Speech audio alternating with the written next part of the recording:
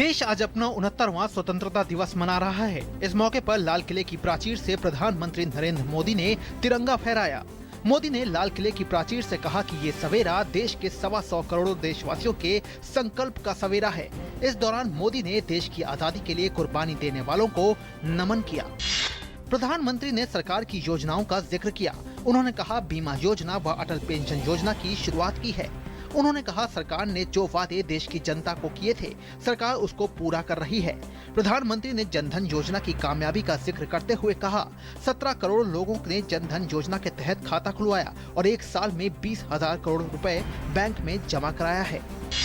प्रधानमंत्री ने कहा देश को तेजी से विकास के रास्ते पर ले जाने के लिए जातिवाद और संप्रदायवाद को पनपने से रोकना होगा। 125 करोड़ की टीम इंडिया है, हम उनकी वजह से आगे बढ़ रहे हैं। देश टीम इंडिया के कारण आगे बढ़ रहा है। एकता, सरलता और सद्भाव हमारी पूंजी है। प्रधानमंत्री नरेंद्र मोदी ने कहा काले धन पर हमने काफी कठोर कानून बनाए। 15 महीने में मेरी सरकार पर भ्रष्टाचार का एक भी आरोप नहीं लगा। तय समय में कोयला खदानों की नीलामी हुई, जिससे सरकारी खजाने में 3 लाख करोड़ रुपए जमा हुए हैं। उन्होंने कहा कि उनकी सरकार आने के बाद दलालों को झटका लगा है। प्रधानमंत्री ने कहा 20 लाख गैस सिलेंडर के लायक लोगों ने सब्सिडी छोड़ दी। ये गैस लकड़ी के चूल्हों वाले घरों में पहुंचेगी। हमने गैस सब्सिडी के नाम पर हर साल 15,000 करोड़ रुपए चोरी होना बंद करा दिया। देश से बड़ा भ्रष्टाचार खत्म की तरफ है और इसके लिए सरकार ने व्यवस्था में सुधार किया है, न कि बड़े बड़े वादे। प्रधानमंत्री मोदी ने कहा कि नौकरियों में भ्रष्टाचार है, युवाओं को इससे निराशा होती है। स्टार्टअप योजना में आदिवासियों और दलितों को लोन देने की योजना है। देश के कोने कोने में नए उद्यमी पैदा होंगे जो नौकरी देंगे। इस दौरान लाल किले से पीएम मोदी ने startup India, stand up India का नारा भी दिया।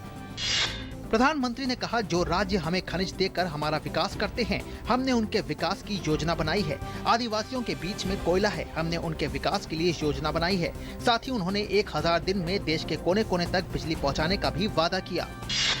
वन रैंक वन पेंशन पर प्रधानमंत्री ने अपनी प्रतिबद्धता एक बार फिर दोहराई। उन्होंने कहा कि इस संबंध में बात अंतिम दौर में है। संगठनों से बात चल रही है। देश का हर फौजी राष्ट्र की संपत्ति है। उत्तर प्रदेश की राजधानी लखनऊ में प्रदेश के मुख्यमंत्री अखिलेश यादव ने तिरंगा फहराया। इस मौके पर बड़ी संख्या में प्रदेश के मंत्री और अधिकारी मौजूद रहे। मध्य प्रदेश के मुख्यमंत्री शिवराज सिंह चौहान ने भोपाल में स्वतंत्रता दिवस में हिस्सा लिया। स्वतंत्रता दिवस समारोह में बड़ी संख्या में लोगों ने हिस्सा लिया। बिहार के मुख्यमंत्री नीतीश कुमार ने राजधानी पटना में तिरंगा फहराकर स्वतंत्रता दिवस समारोह की अगुवाई की। पश्चिम बंगाल में मुख्यमंत्री ममता बनर्जी ने झंडा फहराकर परेड की सलामी ली। तेलंगाना के मुख्यमंत्री के चंद्रशेखर राव ने तिरंगा फहराकर स्वतंत्रता दिवस समारोह की अगुवाई की। वहीं केरल की राजधानी तिरुवनंतपुरम में मुख्यमंत्री ओमन चांडी ने तिरंगा फहराया।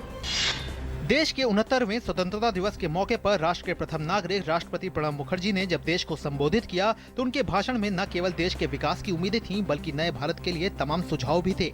उन्होंने देश के आम नागरिक के मन से जुड़ी चिंताओं पर राय रखी, बल्कि देश के सामने खड़ी चुनौतियों पर भी चिंता जाहिर की।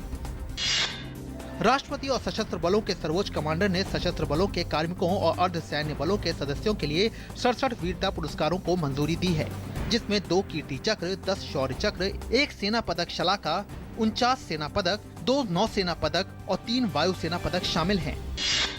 भारत के मार्स ऑर्बिटर मिशन मंगलयान ने स्वतंत्रता दिवस की खुशियों में 4 चांद लगा दिया।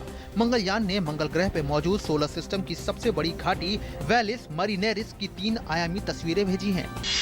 साइना नेहवाल विश्व बैडमिंटन चैंपियनशिप के सेमीफाइनल में पहुंच गई हैं। क्वार्टर फाइनल में खेले गए रोमांचक मुकाबले में साइना ने चीन की वांग जिहान को 21-15, 19-21 और 21-19 से हरा दिया। साइना नेहवाल आज खेलेंगी सेमीफाइनल मुकाबला। मशहूर फिल्म शोले अपने 40 साल पूरी कर चुकी है। आज भी दर्शकों को इसका एक एक डायलॉग और एक एक किरदार याद है। निर्देशक रमेश सिप्पी की इस फिल्म ने हिंदी फिल्मों को नया आयाम दे दिया है।